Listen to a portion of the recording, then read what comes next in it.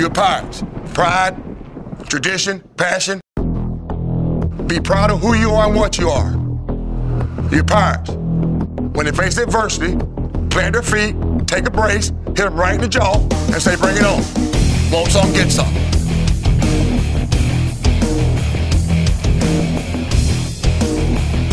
ECU Athletics and U.S. Cellular present the Ruffin McNeill Show. The Ruffin McNeill Show is brought to you by U.S. Cellular, the official wireless provider of the ECU Pirates.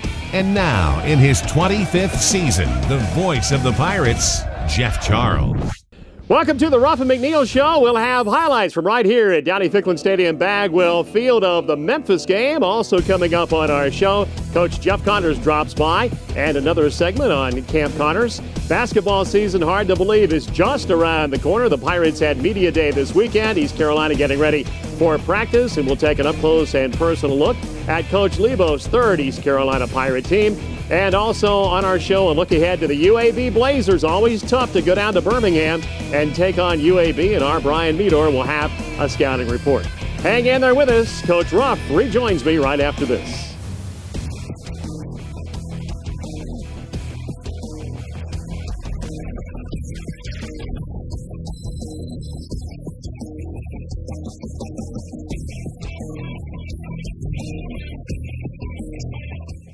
We'll be right back with more of the Ruffin McNeill Show, presented by U.S. Cellular and sponsored by Suddenlink. Bundle and save with Suddenlink.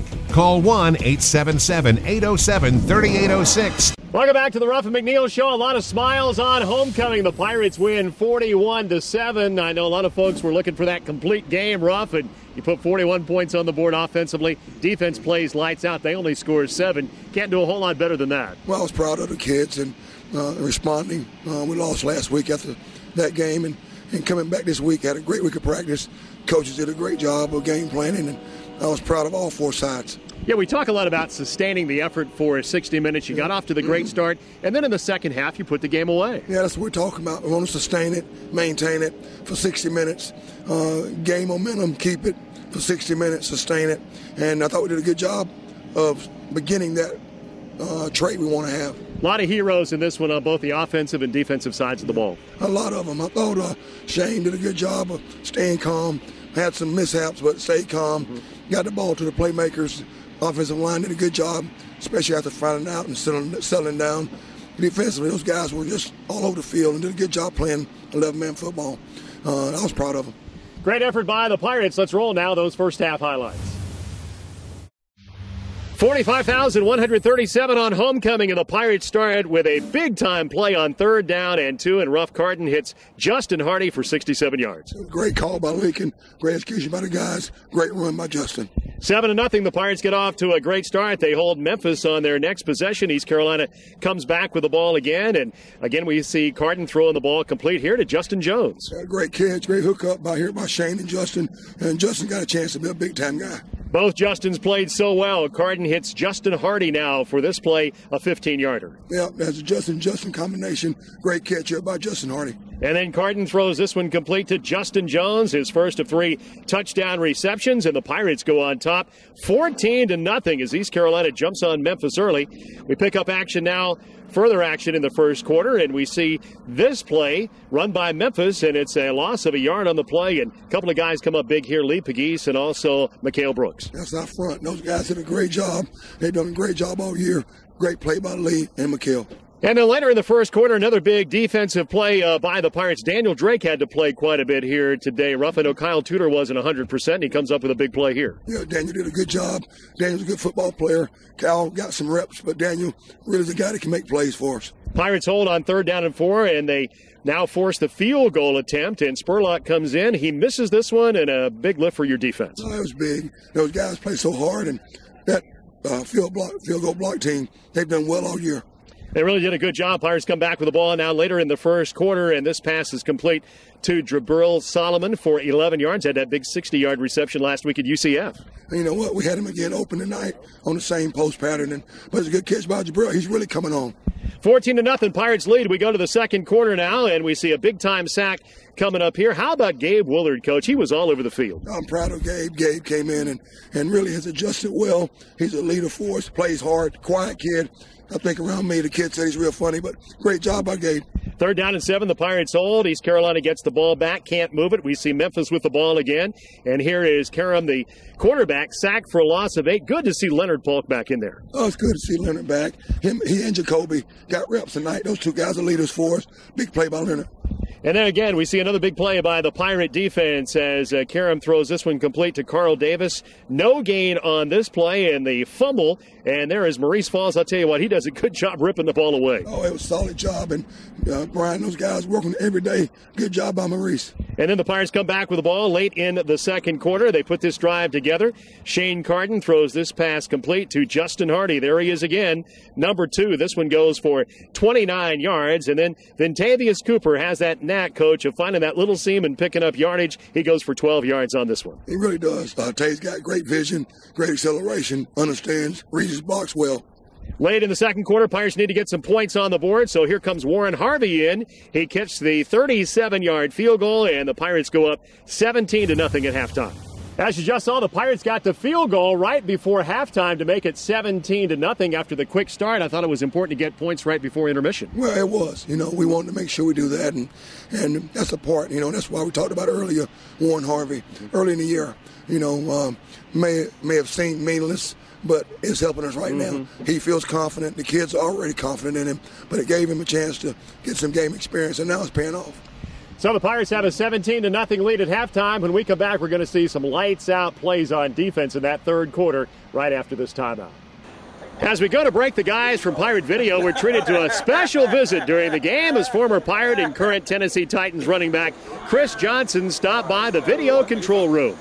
Chris even sat in the director's chair and punched up the cameras during the 2nd quarter.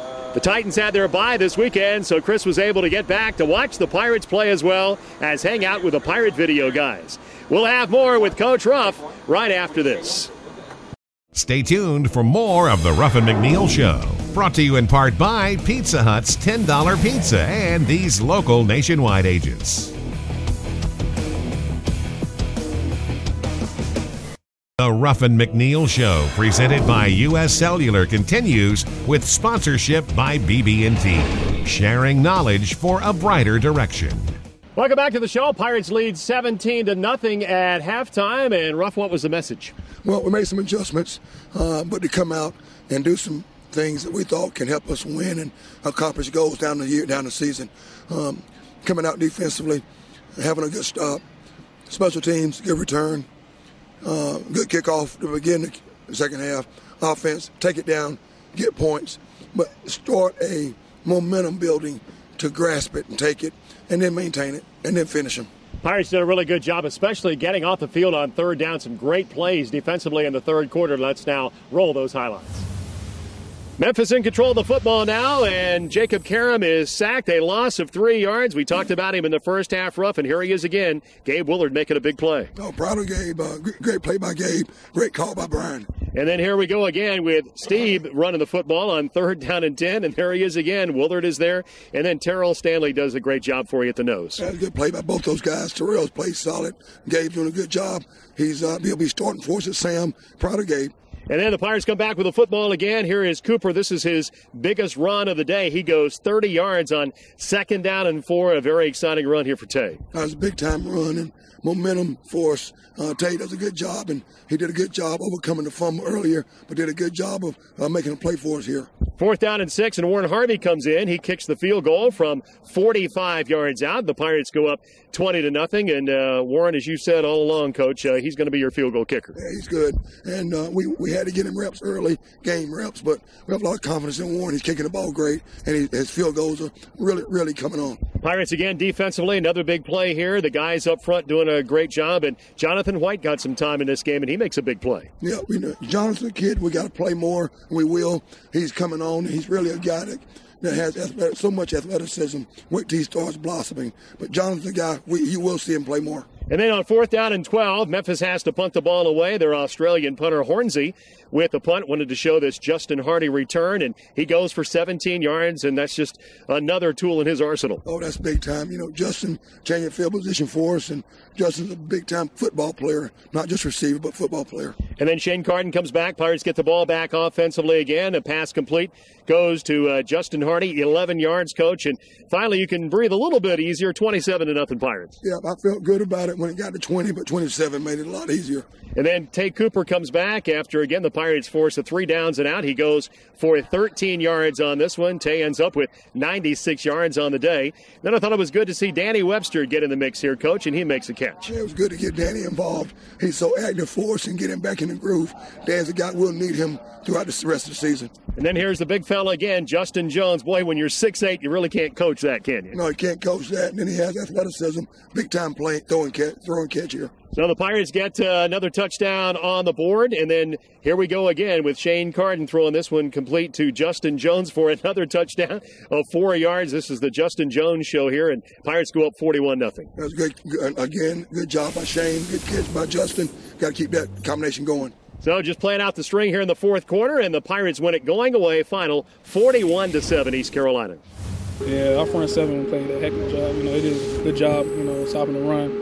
And when it came to passing, they didn't want to. Our corners were, you know, shut down most of the night. You know, did their thing. It's amazing, man. We never planned, you know, on 3 balls coming to me like that, man. It was kind of, that's the way that, you know, the cookie crumbled, I guess, a little bit. So, you know, I'm just blessed. I'm happy, you know what I'm saying, that I was able to make the play when my number was called, and hopefully I'll be able to do it again next week.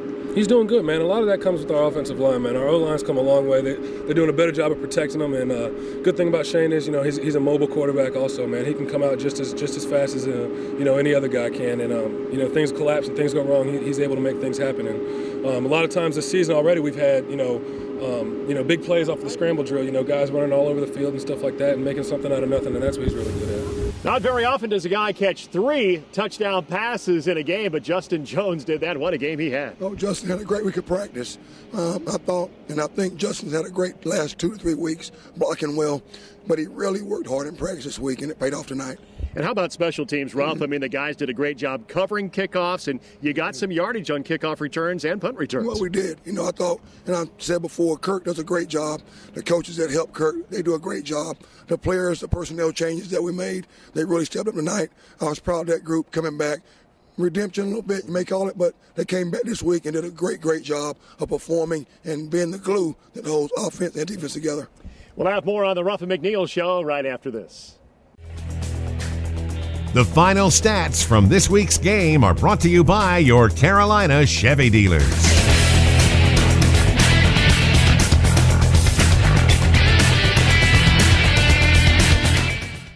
Welcome back to the show. A lot of excitement for Pirate basketball this year. It starts with Miguel Paul, first-team All-Conference USA point guard. And our Brian Meador had a chance to give us a preview look at the Pirates for this season. An experienced group will lead the charge for Jeff Lebo's 3rd campaign with the Pirates, as 5 seniors will see action when the team opens play next month.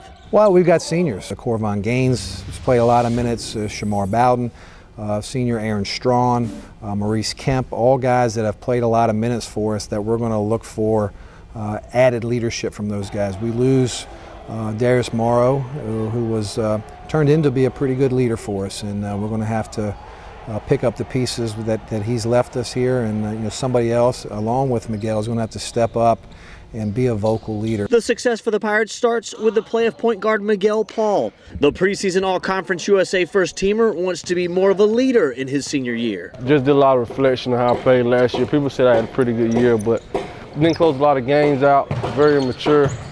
But that was my first year really running the team, so it's getting a lot easier for me to run the team now. So just working on the small stuff, motivating everybody, not taking plays off, looking at the next play. We got to be able to count on him vocally and control his emotions more at the quarterback position. I think he was so excited to play last year. I think sometimes he got a little bit out of control. I think we've talked about that. He's seen that. Hopefully he can channel that in the right way this year, and I think he'll be the leader of our team.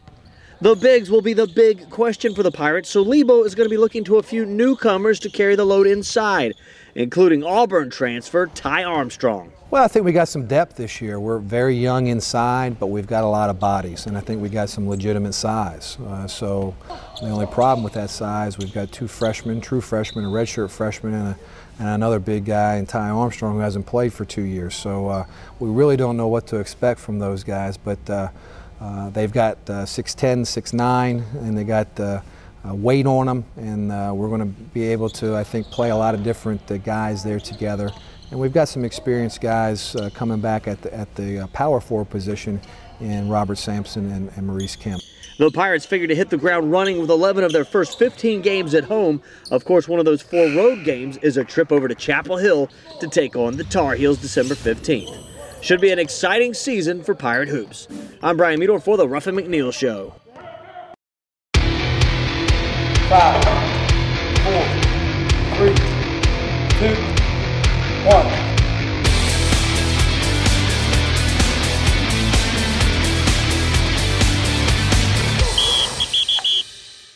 Today we're with safety extraordinaire Damon Magazoo. We're going to be performing some exercises with the bandit loops to add to some of the exercises we did last week. Now in Damon's case, he's got a herniated disc, so a lot of times we find alternative movements to some of the primary exercises we use with the other athletes. One of these would be the bandit loop squat. And this is another exercise that we use as a teaching tool for beginners as well. So what Damon's going to do is hinge his hips back. Go ahead, hinge, squat all the way down, get good depth, and come back up to a fully extended position. It's a very good tool to teach the squat, because if I moved his body this way, basically what we'd be doing is we'd be putting our body in the same position as our basic back squat. Let's get one more rep. All right, good job. Now one variation that we have off of that is we can now add an explosive movement as well, because Damon doesn't do a full power clean. We can do this exercise with resistance, such as a weighted vest or just with body weight. So he's going to perform a few squat jumps. Go. Continuous right into the next rep. That's it. Extend the body. Try to drive your head up through the ceiling. Good job. Next exercise, and this is an advanced exercise, would be the alternating pistol squat jump. So again, we're working each leg independently, and we're performing an explosive movement. Sit right into it, good. Accelerate. Good, 2 more reps, come on. Good job. Damon's in the process of getting our defensive backs keyed up to play Memphis this week. We want to play fast, and basically what I'm telling Damon and the rest of the defensive backs is if you play at a 4-4, let's hit at a 4-4. One thing I'd like him to do today is go ahead and show you his new tattoo. All right, Damon just got the state of mind. Great tattoo. I'm thinking about getting one myself, as a matter of fact. Good job today. Camp Connors is brought to you by these local nationwide agents. Join the Pirate Nation as they battle the Navy midshipmen during Military Appreciation Day on October 27th. Enjoy a pre-game cavalcade of displays and game day recognitions from all service branches. Fans are encouraged to support the Tickets for Troops campaign by purchasing tickets for $20 to be donated to veterans, active military, and family. Help send servicemen and women to the game. Donate Tickets for Troops by visiting ECUPirates.com. Remember, Pirate fans, you can be a part of the show. It's Ask Coach Ruff, powered by U.S. Cellular. Text the word coach to 94597. You'll be asked to submit your question to Coach Ruff. He'll pick one to answer each week. Here's Coach Ruff. This week's text is from Jeff from Aden. And the question is, Coach, do you plan on wearing any gold helmets in the future? Jeff, the answer to that question is we like the purple helmet, and the players do, and I don't foresee any gold helmets in the future, but you never can tell. I want to thank Jeff for the text this week, and go Pirates.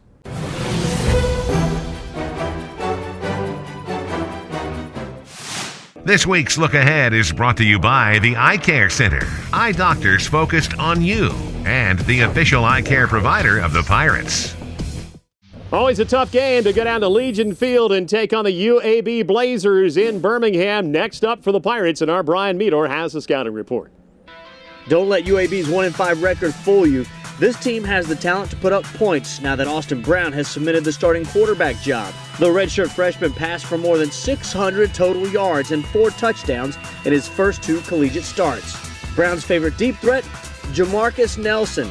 He figures to test the Pirates' secondary. Look for Brian Mitchell's defense to be aggressive in putting pressure on the young QB. UAB has statistically the best pass defense in the league, so the Pirates are going to need to soften the Blazers up with the run game of Tay Cooper. ECU has beaten UAB 5 straight times, including the last 2 in Birmingham. The Pirates hold an all-time series lead of 7-4. Kickoff set for 7 p.m. at Legion Field. The game will be televised by Fox College Sports. I'm Brian Meador for the Ruffin McNeill Show. Thanks so much for being with us on the Ruffin McNeill Show. We'll be back next week. Our report from UAB. Have a great week, everybody. The Ruffin McNeill Show has been presented by U.S. Cellular. Hello, better. The Ruffin McNeill Show is an exclusive presentation of IMG, America's home for college sports.